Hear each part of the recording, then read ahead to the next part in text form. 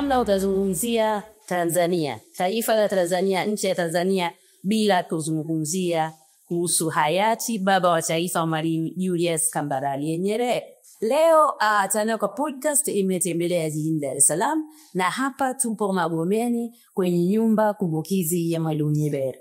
Lakini hapa tunafanya nini? Tunataka nyie mfahamu kila kitu kuhusu Mwalimu. Lakini lina swali najiuliza, Mwalimu alikaa Magomeni? Alikaa na alikuwa anafanya nini? Mwalimu si alikaa Usasani? Si wote tunajua Usasani kwa Mwalimu. Hii Magomeni inatoka wapi? Ungana nami, naitwa Catherine Mbena na hii ni Tanapa Podcast. Kama unavyoona hapa seti, tuna kahawa, tuna kashata, na tuna gao. Na hivi ndivyo maisha yetu yatakuwa hapa katika kipindi chetu cha podcast cha leo. Mariam, karibu sana katika Tanapa Podcast. Asante sana. Na kwanza watazamaji na wasikilizaji wangependa kujua tunayezungumza naye leo ni nani? Naitwa afisa mwandamizi Mariam Garita, ni muhifadhi Malikale. Lakini kwa leo ni muhifadhi nyumba kumbukizi ya Mwalimu Nyerere. Hapa tulipo. Nashukuru sana. Na hapa naona tuna bao na tuna kashat, kwa hiyo hivi viko tayari kuliwa. Karibu na kunywa kabisa. Kuona katafutia kwanza bawa. Bao lineno na kashata na kahawa, kwa hiyo tunafanya vyote. Sasa mimi siwezi kucheza bao na ningependa ulibe tu ABCD kwa dakika chache ni yuna inafananaje. Bao ni mchezo mzuri sana lakini pia ulikuwa ni mchezo pendo wa Mwalimu. Sasa tukicheza bao, hizi line mbili zinakuwa kwangu na hizi mbili zinakuwa upande wako. Bao tunapocheza tunaenda upande wa kulia. Kwa hiyo mimi natokea hapa kwenda hivi au natokea popote? Unaanzia popote hapa lakini unaenda hivi. Yes, na mimi natokea hapa naenda nikiwa naangusha moja. Utakapodondokea unakula upande wangu. Hapo ndivyo jinsi ambavyo unaenda kuwini sasa. Na utakapofika kwenye shimo ambalo halina kete, ina maana wewe sio wakati wako, sio umesha fail na kuja mimi ndo wanaita umelala. Tuanze. Sasa nianze mimi. Kwa sababu sijui inabidi wewe uanze. Haya. Na huu ndio mchezo ambao Mwalimu tunaambiwa alikuwa anacheza sana. Yes, mchezo wa bao Mwalimu alipenda sana. Yeah. Lakini pamoja na kwamba alikuwa ni mchezo pendwa, lakini ulimsupport sana katika harakati zake. Kama tunavyojua kwamba Mwalimu ndiye aliyefanya harakati, walikuwa na wasaidizi wengine lakini alikuwa ndo kinara. Kwa hiyo Mwalimu alikuwa akiweka bao lake hapo nje, wakikaa kama tuvukaa. Cheza mimi na wewe, lakini mara amekuja Joseph, amekuja nani, wanajiunga pale. Sasa wanapojiunga ilikuwa ni sehemu ya Mwalimu kupata kujua kuhusu utayari wa Watanganyika kutafuta uhuru wao. Kwa hiyo kama tukicheza kama hivi naweza nikawa nakuuliza, je, unaonaje mkutano wa jana? Kwa hiyo ukaniambia mkutano wa leo ulikuwa hivi na hivi na hivi. Na wengine wanavyojiunga hivyo hivyo. Kwa hiyo ukajua kwamba kumbe Watanganyika somo la jana nililowapa kuwaelimisha kuhusu kupambania taifa lao wamenielewa. Na je, wako tayari kwa kiasi gani? Lakini pia ilikuwa ni sehemu salama ya wao kujadili mambo yao. Kwa kuwa ilikuwa si rasmi mikusanyiko ile. Ilikuwa ni kinyume na taratibu za wakoloni. Kwa hiyo sasa wanapokusanyika, mtu anaipita anajua anacheza tu bao. Mwenzetu walikuwa wakijadili mikakati yao mikakati iliwekwa pale, walipata kujua utayari wa watu. Lakini je, kama watu hii somo la leo hajanielewa, kesho nifanyeje? Kwa hiyo alijua mengi na bao lilimsupport. Ndio hapo umelala lakini. Nimelala. Hapa ni rasa unaweza kuchukua hapo. Lakini sasa unaelewa kula ili chuya ndio nakula na hizi zoezi. Kwa hiyo sasa bao haikuwa kwamba ni sehemu tu ya starehe kucheza kurelax baada ya kazi nyingi za kutwanzia. Ilikuwa ni mchezo wa kimkakati. Pamoja na kurelax kupo, lakini kipindi hicho pamoja na kuwa mchezo pendwa lakini ilitumika sana. Na ndio maana hata katika makumbusho tumeona hatuwezi kukaa bila kuliacha bao. Lazima, kwa sababu lilisupport sana kutuweka hapa tulipo taifa letu siku ya leo. Kwa hiyo tuseme hili ndio bao ambalo Mwalimu kabisa alikuwa anacheza nalo. Hili ni mfanano Yale halisi yako kule Butiama. Kwa hiyo yako. Yes, yapo na tulipenda kuomba, alituambia yupo mtu tunaweza tukawapa akawatengenezee na kufanana. Kwa hiyo hili ni mfanano kwa ajili ya kuelekezea, kuifundishia na kuyaishia. Watu wakisikia tu mwalimu alipenda mchezo wa bao ulisupport ulikuwaje. Kwa hiyo wageni wote wanapotembelea wanapata nafasi ya kufanya kwa vitendo na kufeel vile mwalimu alivyokuwa anafeel. Yes, sasa turudi kwenye kituo hichi. Kituo cha nyumba kumbukizi ya Mwalimu Nyerere. Hichi kinafanya nini hasa kama kituo? Zake hasa ni zipi? Kituo cha nyumba kumbukizi ya Mwalimu Nyerere tuna majukumu mengi, lakini makuu la kwanza ni uhifadhi. Kuhifadhi nyumba na vionesho vilivyopo kwa ajili ya taifa la sasa, la taifa lijalo.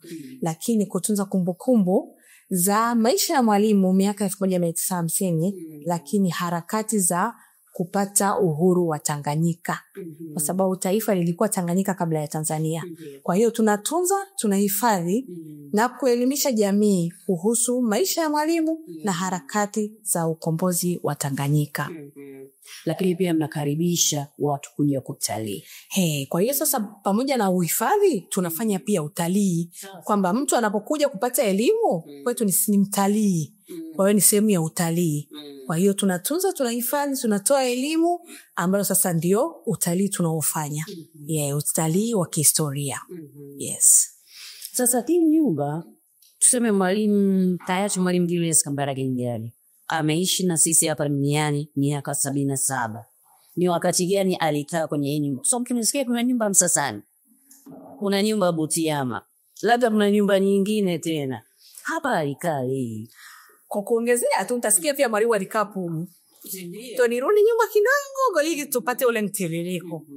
Mwalimu alikuwa mwalimu wa kufundisha kama jina lake linavyotaja. Na alifundisha wapi? Ilikuwa ni chuo cha Mtakatifu Francis ambacho kwa sasa hivi ni shule ya sekondari Pogo. Mwalimu alifundisha pale, lakini kwa kipindi hicho shule ile ilikuwa ikimilikiwa na wakoloni. Kwa hiyo mwalimu alikuwa akifundisha, lakini akitumia muda wa ziada kuhamasisha Watanganyika wenzake kupambania uhuru wao. Kwa hiyo jioni anakusanyika, anaenda kwenye mkusanyiko wa watu kuwaambia msikubali jamani, mbona tunaweza tukajitawala wenyewe, mbona tunaweza tukajisimamia wenyewe. Lakini akitumia muda wake wa siku za mwisho wa wiki kushuka mjini ambapo ni Kariakoo kwa kipindi hicho, kuhamasisha pia. Sasa inafika hatua kwamba mwajiri wako ndiye anayemiliki taifa lile. Halafu wewe unahamasisha watu waende kinyume na yeye, inakuwa sio sawa. Kwa hiyo walimtaka mwalimu kuchagua kitu kimoja. Aidha achagua walimu au waende kwenye siasa hiyo ambayo ameianzisha. Lakini sasa tunaanza kuona uzalendo wa mwalimu kuanzia hapo. Mwalimu hakutaka kupewa masaa wala mwezi. Hapo mwalimu alisema mimi nimechagua siasa. Na mwalimu alijiuzuru kazi ya walimu. Kwa hiyo ule uamuzi kwetu sisi tuliuita uamuzi wa busara. Kwa sababu ulikuwa ni uamuzi mkubwa sana kuacha kazi unayolipwa ukaenda kwenye kazi ambayo hujui malipo yake. Kwa hiyo uzalendo wa mwalimu ulianzia pale. Sasa mwalimu ameacha kazi Pugu pale, alikuwa na nyumba akiishi pale, anakuja huku Kariakoo ambako sasa ni Changanyikeni, lakini hana nyumba. Sasa inakuwaje? Mwalimu akaishi kwa marafiki zake wa kipindi hicho. Lakini sasa wakaona Kariakoo kumechangamka sana. Huyu mtu amekuwa ni mtu ambaye sasa anakuwa ni maarufu, anahitajika sana, anatafutwa na wale wa koloni. Magomeni kipindi hicho ni mji ambao ulikuwa ni nje kidogo ya mji. Kwa hiyo mwalimu akaja kuishi. Kuna jengo liko hapa la njano tunaita Watumishi House. Mwalimu alianza kuishi pale. Kwa lugha ya kisasa tunasema wakati anajitafuta. Kwa hiyo aliishi pale wakati anajitafuta, lakini alikuwa na rafiki yake ambaye walisoma wote Tabora, anaitwa Kaluta, ambaye ni nyuma tu hapo. Na kwa kipindi hicho ni wakazi wa Magomeni na wana maeneo makubwa. Kwa hiyo ndo walimpa mwalimu kiwanja hapa. Magomeni ikiwa pori na tuna video ambayo inaonyesha mwalimu akiishi hapa. Ilikuwa ni nyumba tu. Minazi imezunguka, palikuwa pako ni eneo la wazi kabisa. Kwa hiyo mwalimu ndo akaanza maisha hapa. Sasa tunakuja kwa nini Magomeni na sio Msasani? Sasa nikuambia tu kwamba Magomeni ilianza kabla ya Msasani. Kwa sababu Magomeni ni kabla ya uhuru. Sasa mwalimu alijenga hapo mwaka 58. Na mwalimu aliishi kwa muda mfupi sana hapa. kwa sababu mwaka 58 mwishoni ndio alianza kukaa hapa. Na mwaka 60 Mwalimu alipewa uongozi na serikali ya kikoloni. Alikuwa waziri mkuu wa kwanza, kama ulishawahi kusikia. Kwa hiyo Mwalimu alivyopewa uongozi ule alipewa pia nyumba, si upanga. Atoke Magomeni huko sasa ni kama shamba, aende kule. Kwa hiyo Mwalimu akaenda akakaa kule. Lakini yeye ifanya Mwalimu ajisikirie kwamba mbona kama indanganya toto, yaani kwamba mimi nimepewa sasa inakuwaje uhuru ndio basi.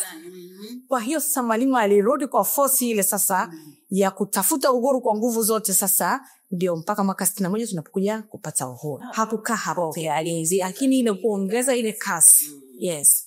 Kwa hiyo sasa Magomeni, kwa nini Magomeni? Ni kwa sababu ni nyumba iliyokaa wakati vuguvugu la harakati za uhuru zimepamba moto. Lakini pia Mwalimu alitokea hapa safari zake kwenda Umoja wa Mataifa, kwenda kuomba kupata uhuru kwa amani. Na ndio maana hata Mwalimu alipouza nyumba hii, kwa sababu aliuza, chama cha wafanyakazi kwa kipindi hicho kinaitwa NUTA kilikuwa kikiona zile Mwalimu anavotoka hapa anavoenda Umoja wa Mataifa, akirudi jinsi wanaopiga ngoma wakimsindikiza Mwalimu kuanzia airport mpaka hapa. Kwa hiyo akaona Mwalimu ameuza hii nyumba, mbona kama kuna historia tumeiuza? Kwa hiyo chama cha wafanyakazi kilikuja kununua hii nyumba. Japo Mwalimu aliuza kwa mtu mwingine anaitwa Andrew Tibandebage. Kwa hiyo chama cha wafanyakazi kanunua hii nyumba tena kwa Andrew, kwa kisasa. Yes. Sasa inakuja ni siku ya sherehe za wafanyakazi. Mwalimu anapewa picha ambayo ina nyumba hii. Mwalimu, hii ni zawadi yako tumekupa. Mwalimu akamwambia, hii nyumba, mbona hii nyumba ilikuwa yangu na nishaiuza? Unanipaje tena?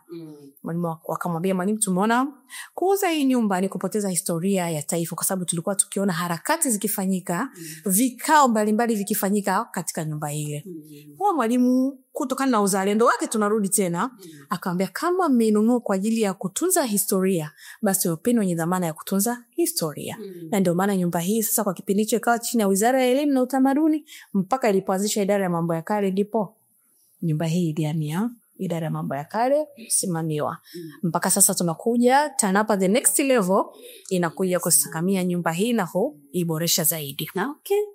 Asa ni historia nzuri sana, lakini nina maswali kadhaa.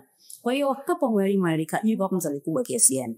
Hii nyumba ni nyumba kama nyumba zote tunazoishi, ina vyumba vitatu, chumba cha watoto wa kike, watoto wa kiume na chumba cha Mwalimu ambacho sasa alikuwa akitumia na Mama Maria. Kwa hiyo samahani kidogo, lakini kuna sasa sehemu ya kukaa tunaita sitting room, sehemu ya kulia chakula dining, na jiko na stove. Na choo ndani. Mwalimu alikuwa na choo chake ndani na bafu, na alishare na wanafamilia wake. Okay. Na watoto wake Mwalimu kwa sababu kwenye taarifa yako nyumba hii alianza kukaa mwaka 1958 mpaka 60. Kwa watoto wengine wamezaliwa kwenye nyumba hii. Hapa tunamuona Madaraka. Kwa sababu watoto 5 ndo waliishi nao hapa, na kipindi hicho Madaraka alikuwa ndio mdogo. Baada ya hapa sasa ndo wengine walikuja kuzaliwa ashatoka katika nyumba hii. Kwa hiyo wengine walizaliwa kabla, wengine Madaraka azaliwa hapa, alafu wengine wakazaliwa baada ya hapa. Sasa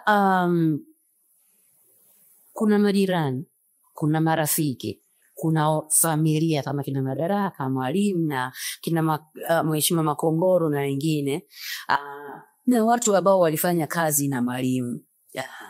Na kwenye moja ya maudhui ambayo mmeshare kwenye Instagram page yenu, mmesema usikubali mtu asiyejua historia yako aisimulie.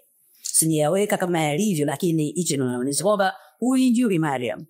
Usiwahi kusimulia historia kwa sababu hautasimulia vizuri. Ni kwa namna gani mnawatumia wanafamilia, ndugu, marafiki na watu walioishi na kufanya kazi na Mwalimu katika kusimulia historia yake, kutoa elimu juu ya harakati za Mwalimu, kihusisha na hichi kituo cha nyumba kumbukizi ya Mwalimu? Tunawatumia wanafamilia kama walivyosema, wanaharakati, waasisi na majirani kupata taarifa mbalimbali, kwa sababu kama tunavyojua kipindi hicho historia haikuwekwa katika maandishi niseme au katika video ambazo sasa hivi tunaweza tukaona. Kwa hiyo hao ndio watu ambao tunapata taarifa sahihi kutoka kwao. Na ni kweli huwezi kumsimulia mtu usiyemfahamu. Kwa hiyo hata sisi kizazi chetu Mwalimu nilipata kusikia kuhusu mwalimu hadi anafariki nipo, lakini ule undani wa mwalimu tunaupata kupitia hao wanafamilia, waasisi na majirani. Mfano tu tulipofanya ukarabati mkubwa mwaka 2020, kama ulipata kuona na Watanzania wengine ulikuwepo. Mwanafamilia ambaye ni Makongoro, ambaye tunasema alipanda mzozo mdogo kipindi hicho. Yeye alikuwa kama tunaita tour guide kiutalii. Yeye ndio alizungusha aliyegi. Yeye ndio aliwaongoza wageni. Kwa hiyo pale tunaona jinsi gani tunapata taarifa ile ambayo ni sahihi. Aliona vitu kama mtungi akasema, mtungi mmeupata wapi? Kwa hiyo unaona kitu kama hicho. Lakini kuna baba mlezi wa Mwalimu Nyerere, anaitwa Omari Sumbura, ambaye alikuwa pia akimshonea Mwalimu suti zake. Siku ya ufunguzi yule baba hakuwepo, lakini mwanae alikuwepo, Asha. Na walikutana na Makongoro, nakumbuka walisurai sana. Asha akatokea baba. Kwa hiyo hao ni watu ambao Asha ni mtoto wa baba mlezi wa Mwalimu. Ambaye Maya alikuwa atasimshonea. Na hata cherehani kipindi tunakusanya vioneshwa tuliipata kwao, kwa sababu Mwalimu aligawa vitu. Kwa hiyo cherehani ile baba mlezi alibaki nayo, kwa hiyo tuliipata kwao. Na Asha alikuwa analitambua hilo sikili, akasema ile cherehani ilikuwa kitu cha kwanza kuja kukiona. Kwa hiyo ni jinsi ambavyo tunapata taarifa kutoka katika vyanzo sahihi. Lakini tuna watu ambao walihudumu katika serikali ya Mwalimu. Tuna mama mmoja anaitwa Bi Monica Sozigwa. Yule alihudumu katika serikali kabisa, yeye na mume wake. Mume wake alikuwa ni afisa mutasi. Ile tunaita baada ya habari kuna muhtasari. Alikuwa yeye ndo akiandaa hizo taarifa. Kwa hiyo yule mume wake alikuwa akifanya kazi, lakini yule mama pia alikuwa katika sehemu ya serikali ya ukoloni.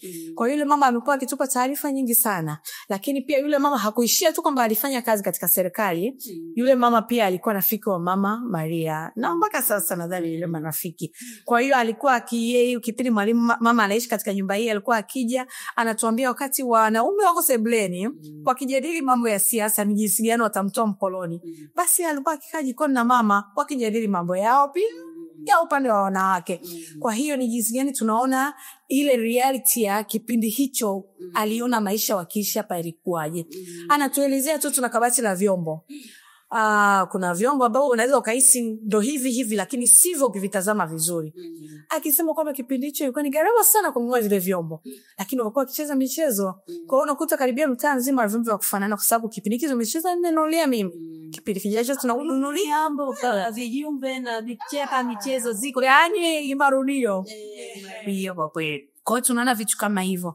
Lakini kipindi tukifanya kumbukumbu ya Mwalimu Nyerere kila mwezi wa 10, tunawaita waasisi mbalimbali. Kwa hiyo kupitia wao tunapata taarifa nyingi sana. Mfano tu mwaka juzi tulimuita Bilea Lupembe, ambaye naye alishiriki katika kuanzia kipindi hicho 5 mpaka CCM. Mama ana madini mengi sana. Kwa hiyo kupitia yeye pia tulipata mengi. Lakini kupitia Nyerere Day ya mwaka huu tutaenda kivingine, kwamba sasa sio ile tu kuchukua video kidogo kidogo. Sasa tunataka tutengeneze makala ambayo itakuwepo kwa vizazi hivi na vijavyo, na tutakuwa tunachukua vitu kutoka kwenye vyanzo halisi. Hongereni sana kwa sababu miaka mingi sana imepita. Kama sio juhudi za kutafuta, kama unavyosema, vitu kutoka kwa marafiki, ndugu na nani, na kuvichunza namna hii, tungeweza kuwa tunasikia na kizazi cha sasa kisikia bila kuona. Ingekuwa ngumu sana labda kuamini au kuelewa kwamba Mwalimu alifanya nini enzi za uhai wake. Sasa turudi kwenye zinazopatikana hapa. Watu wakija hapa wamekuja kutalii, ni vitu gani huwa wanatamani sana kuona? Kwa sababu ninachoamini watu wanafuatilia habari za Mwalimu. Wanapokuja hapa wanatamani kuona kile kitu ambacho wamekisoma kwenye historia, kile kitu ambacho wamekiona labda mahali fulani, kwamba Mwalimu alikuwa labda na kisimu kina umaarufu sana. Watu wakija hapa wanataka kuona ni yale kile wanachouliza, ukiacha tu kwamba watapita wataviona kwa sababu zimewekwa. Vile ambavyo wanauliza hichi kiko wapi, ni vitu gani hasa wanazoingizia. Wageni wanapokuja hapa ambao sasa ndo watalii, sasa kitu cha kwanza kabisa wanachotamani kujua ni kuhusu nyumba. Je, hii ndio nyumba kweli ameishi Mwalimu? Kwa sababu wakipita wanaiona nyumba, wanaambiwa hapa kwa Mwalimu. Lakini wakipita kwenye ukurasa wetu wanaona nyumba kumbukizi ya Mwalimu Nyerere. Hasa mtu akija na hii kweli ni nyumba aliyoishi Mwalimu wakati wa harakati za uhuru. Yaani sio tu nyumba lakini wakati wa harakati za uhuru. Kwa hiyo kitu cha kwanza ambacho kinawashangaza. Lakini tunavyo vitu ambavyo vinawathibitishia kwamba kweli hii ndio nyumba, haijabadilishwa chochote, na kweli hii ndio nyumba aliyoishi Mwalimu. Kupitia kitu cha kwanza, tunayo video kipindi Mwalimu akiishi hapa. Sio umepata kuiona au ndio utaitazama? Nitaitazama. Kwa hiyo kupitia ile inatuonesha na kuonesha watu kwamba hatujabadilisha chochote, ila hii ndio nyumba ya mwaka 1958. Baada ya hapo sasa mtu anasema nimesikia kuna kifimbo. Je, ni kile cha Mwalimu? Kwa hiyo sababu watu wako wana mawazo tofauti kuhusu kile kifimbo. Mara wanaambia kiweka chini akinyanyuki mara kwa hiyo kuna story nyingi kuhusu kifimbo. Sasa nataka tukuambia kwamba kifimbo kipo lakini cha mfanano. Kile halisi kiko kwa familia. Kwa hiyo kipo halisi kipo Butia huko. Na hata hicho tulichonacho ni mfanano na tumechongea huko Butia kupewa mtu na familia kwamba huyu atawatengenezea chenye mfanano. Lakini pia Mwalimu hapo la kifimbo kile tu nitaka kuambia Mwalimu alikuwa na fimbo nyingi sana. Yaani tuliletea lundo la fimbo. Na zile fimbo tunaelezewa moja baada ya nyingine maana zake. Kwa hiyo kutokana na nature ya makumbusho yetu tulijikuta tumechagua fimbo 2. Kile kifimbo anachokijua na bakora nyingine moja zile ambayo wanakuambia familia kwamba ukiona Mwalimu anatoka, yani wanakuambia ukiona baba anatoka ameshika ile bakora, huna haja ya kuuliza baba unaenda wapi. Unajua tu baba yuko mtaani anasalimia ndugu jamaa na marafiki.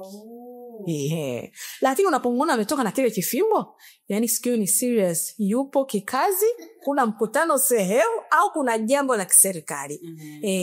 Kwa hiyo fimbo ziko nyingi, ila kwetu sisi ni sehemu aloishi na familia, kwa hiyo anahusiana na majirani, ujirani mwema. Lakini pia kifimbo kile kwa ajili ni nyumba alokaa wakati akilipambania taifa. Kitu kingine nimewahi kusikia redio ambayo huo Mwalimu alikuwa anaitumia kusikiliza watu wanapoaga na shauku ya kutaka kuisikia. Ipo redio na kinachowapa shauku zaidi ni kusikia redio ambao kizazi.com sasa hivi redio ambao hazipo. Kwa kusikia redio ambao natamani kuja kuiona ikoje. Lakini kweli Mwalimu alikuwa na redio na ni mzinga redio ya ambao. Lakini ile redio watakaofanikiwa kuja na ninawataka waje wakiiona ilikuwa inashika station mbalimbali za ndani ya nchi na nje ya nchi. Na hiyo redio tumeiweka makumbusho kwa sababu ilisapoti sana harakati. Ni sehemu ambapo Mwalimu alikuwa akipata taarifa na zile taarifa zilikuwa zikimtia moyo kwanza kujua kwamba kumbe sio sisi tu tunaopambania uhuru wetu, lakini kumbe kuna ambao wamepambania na wameweza kupata, kwa hiyo kumbe inawezekana. Kwa hiyo ile impa chachu ya kuendelea kulipambania taifa lake. Kwa hiyo redio inayopatikana hapa tofauti na kifimbo pamoja na bao, ndio ile halisi. Yes, redio ni halisi. Kwa hiyo hapa vipo vitu ambavyo ni halisi, na naweza ngasema tu kwa uchache bao ambao nimezungumzia bao sio halisi na fimbo vinaweza vikawa ndio hivyo vilivyobaki ni halisi. Sasa vitu vilivyobaki ni halisi. Sawa. Tukizungumza kuhusu kifimbo hicho kwenye moja ya videos na picha za Mwalimu za enzi hizo, anaonekana mtoto labda atakuwa na miaka 7 au umri huo miaka 6-7 kwa anakimbiza kile kifimbo, anampa Mwalimu. Yule mtoto ni nani? Yule anaitwa Emily. Ndio alikuwa akitoka, babake ni kama vile alikuwa anaondoka, akawa anamkimbizia kifimbo. Na tukio limetokea katika nyumba hii tulipo, ambapo ndipo nyumba kumbukizi ya Mwalimu Nyerere. Kwa hiyo Emily ilikuwa kazi yake kumbu Mwalimu bao ilitokea akisikio kwa kumkumba ambazo mnazo. Huenda ilitokea tu ni yeyote tu anaweza akaagizwa akaleta fimbo. Lakini kingine kikubwa kwenye ile video kuna Land Rover pale. Kama uliona Mr. Makonda, Mheshimiwa Makonda alifanya Land Rover Festival. Land Rover ni toka hizo. Mwalimu naye alikuwa na Land Rover lake lile la 5. Kwa hiyo ni jinsi gani ambavyo katika kuadhimisha makisabu alifanya ni mwaka jana, tena ilikuwa ni kipindi cha maadhimisho ya miaka 25 ya kifo cha Nyerere ndo alifanya. Kwa hiyo Land Rover pia ina historia na taifa letu. Ilitumika kwa sababu Mwalimu alisafiri mikoa mbalimbali. Hakufanya tu siasa hapa Dar es Salaam, alisafiri mikoa mbalimbali. Na tunavyojua Land Rover pia linafika sehemu mbalimbali. Kwa hiyo nalo nilisupport. Mkoa wa Tanzania tumelea kituo upoje? Siku za nyuma ulipokuwa uko chini sana. Lakini kuanzia 2020 tulipofunga kwa muda mrefu kidogo kufanya ukarabati, ni kama tulikifungua kituo upya. Kwa hiyo sasa kujitangaza, watu wamepata kujua kwa sababu watu walikuwa hawaji kwa sababu walikuwa hawajui. Lakini kwa sasa hivi kwa kiasi kubwa tumetangaza na bado tunaendelea kutangaza. Yani matamasha utatukuta, mitandaoni utatukuta. Kwa hiyo kupitia matangazo tumeweza kuwapata Watanzania wengi na ujio wa wageni kwa kweli umeongezeka kwa kiasi kikubwa. Juzi tu Jumamosi ungekuja hapa kulifurika wanafunzi. Yani mpaka inabidi wengine wasubirie wenzao nje. Kwa hiyo wanafunzi ni sehemu mikati ya kundi kubwa linaloleta watalii wengi katika kituo. Ni kundi kubwa, lakini pia ndo watu ambao tunawatarget zaidi kwa sababu tunaamini ndio ambao wanahitajika kulijua taifa lao sana. Na ili kuijua Tanganyika na Tanzania utaijua kupitia nyumba ya kumbukizi ya Mwalimu Nyerere. Kwa hiyo na ukitaka mbegu yote vizuri unatakiwa uimwagilie ufanye. Kwa hiyo tunaona kwamba tukipanda mbegu ya uzalendo kwa watoto wakaja wakajua kwa nini Nyerere alikuwa mzalendo. Miaka 26 kwa nini bado tunamzungumzia Nyerere? Kwa hiyo watakuja hapa watajua kwamba kwa nini Nyerere mpaka leo anazungumziwa. Ni kutokana na yale aliyotenda. Kwa hiyo ile itawapa na ari kwamba kumbe uzalendo kitu kizuri. Support sana. Kwa hiyo ndio maana ni zao letu kubwa sana katika utalii wetu wa hapa.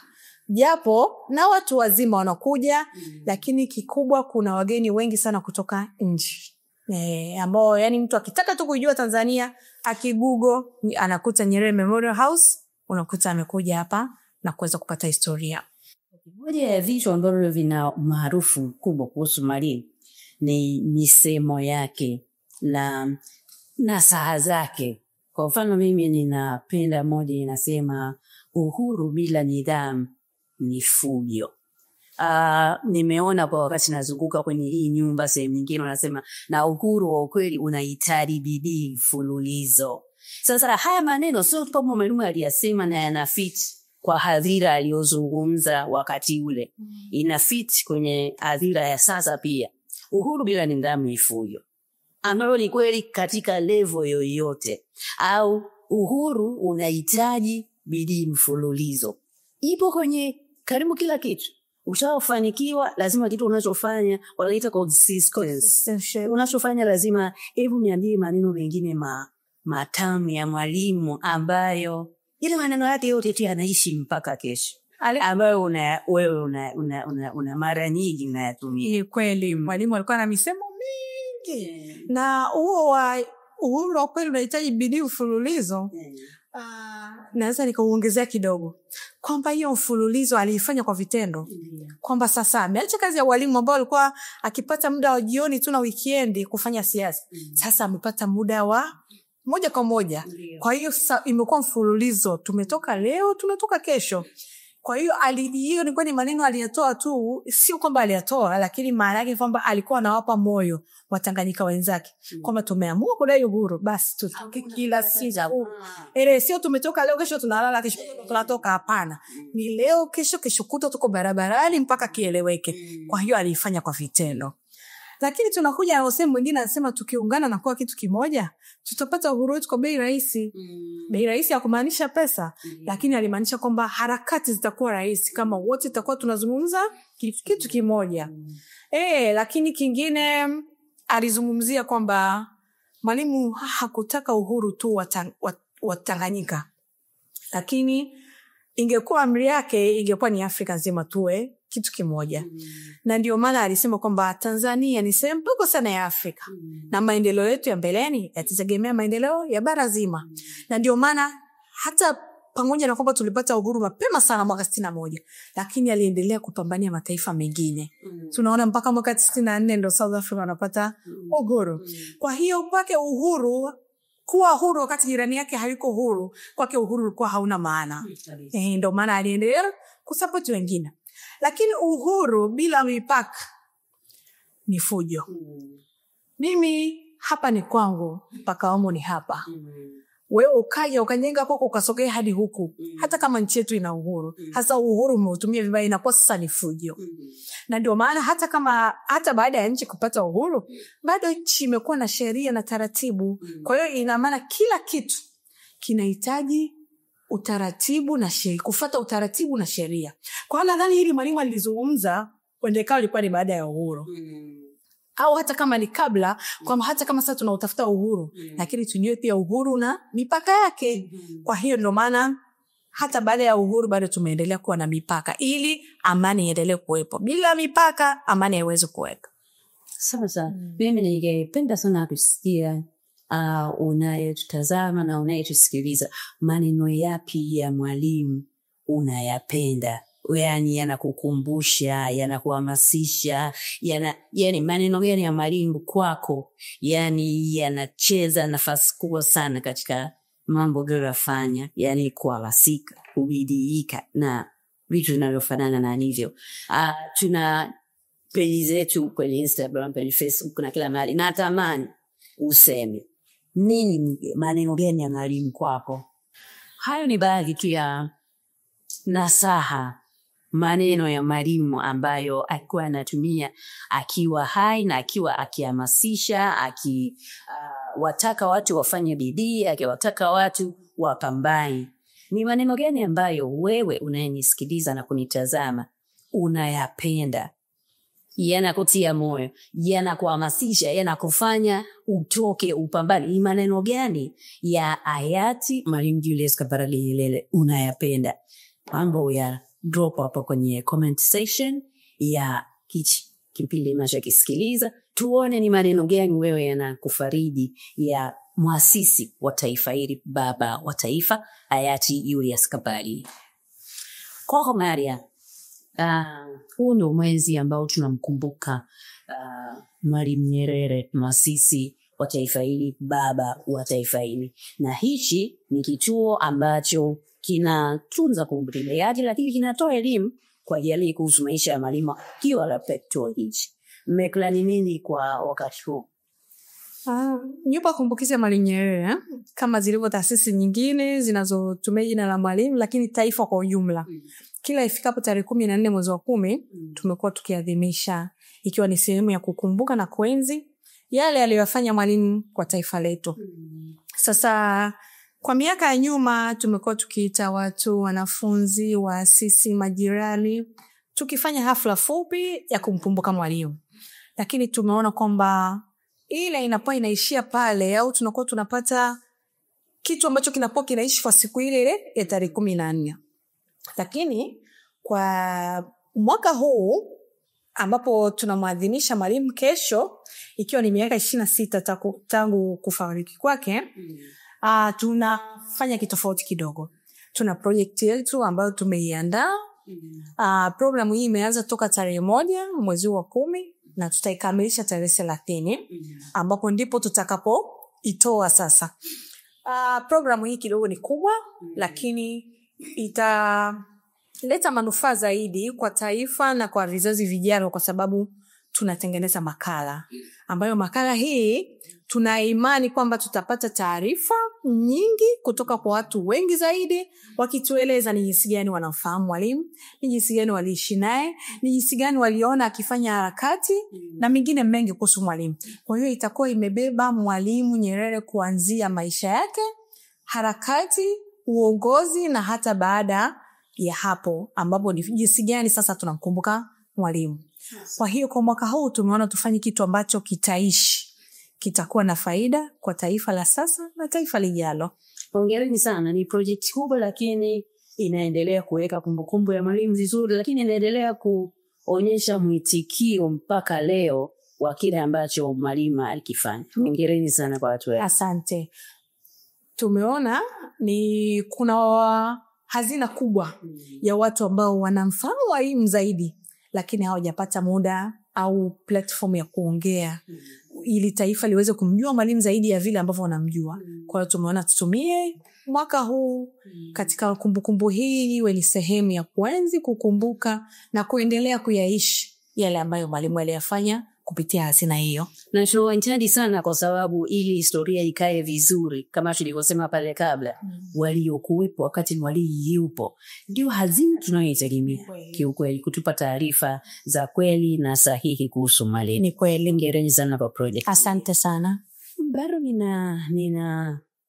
nina sio wasiwasi kwa sababu nakuamini, lakini bado natamani hadhira inayotutazama na kusikiliza ipate uhakika kabisa kwamba hii ndio nyuma kumbukizi ya mwalimu na mwalimu aliwahi kuishi hapa, kwa sababu yale kwenye vichwa vya watu wengi Msasani inasoma. Kwa hiyo hebu nithibitishie kwamba hii ndio nyumba ambayo mwalimu aliishi. Ni kweli vichwa vya watu wengi vinasoma Msasani kwa mwalimu. Lakini nyuma kumbukizi kinachowafanya kidogo wapate doubt ni muonekano wanaoona. Lakini watakapokuja hapa wataona, tutaweza kuwathibitishia kwamba nyumba ndiyo yenyewe halisi. Hakuna kilichobadilishwa, ila tulichofanya ni kwamba nyumba hii nimekwambia inahifadhiwa. Kwa hiyo sasa kinachofanyika ni uhifadhi, kwamba nyumba iendelee kubaki na hadhi ya mwalimu. Nyumba iko ina rangi nyeupe iendelee kuwepo. Hayo mawe wanayoona hapo nje hatukuweka sisi, yalikuwepo. Tunachofanya, wanakuja watu, yanasafishwa, yanaendelea kubaki katika uhalisia. Kwa hiyo watu tumekuwa tukiwathibitishia kwa baadhi ya vitu. Cha kwanza kabisa ikiwa ni video hiyo ya mwalimu akiishi hapa. Ipo video mwalimu akiishi hapa, na kipindi hicho ndo 5, hakuna cha CCM, ilikuwa ni 5. Kwa hiyo mwalimu akiishi hapa, anatokea ndani, anapanda gari lake la 5 na anaondoka. Na kipindi hicho mwalimu hakuwa na fence. Ilikuwa ni nyumba tu kama nyumba, na eneo lililobaki lilikuwa liko wazi. Kwa hiyo mwalimu ilikuwa rahisi kutoka tu na kuondoka. Kwa hiyo kupitia video ile tumekuwa tukiwathibitishia wageni wetu kwamba mwalimu ni kweli aliishi hapa, na nyumba hii haijabadilishwa, na nyumba hii ni ya miaka ya 50. Lakini kingine kikubwa zaidi, tunazo hati za nyumba kuanzia umiliki wa kwanza, wanaita mkwaju, ile signature. Kuanzia mkwaju wa mwalimu aliyosaini, ambaye ndo mmiliki wa kwanza, aliyemuuzia, tunayo hati. Na ilivyobadilishwa kwenda sasa chama cha wafanyakazi NUTA, ambao ndo walinunua, mpaka sasa ambapo umiliki uko chini ya serikali. Kwa hiyo kupitia ile inawafanya watu waamini kumbe ni kweli hii nyumba aliishi mwalimu, kumbe ni kweli mwalimu hii nyumba aliimiliki, kumbe ni kweli aliishi na familia yake, kwa sababu tunazo pia picha za mwalimu alizopiga na familia yake wakiwa katika nyumba hii. Kwa hiyo wakija katika nyumba hii, hizo hati wanaziona kabisa. Zipo na zinaonekana kwa uzuri kabisa. Utaona kabisa mwalimu na signature yake na waliofuatia kumiliki baada ya hapo.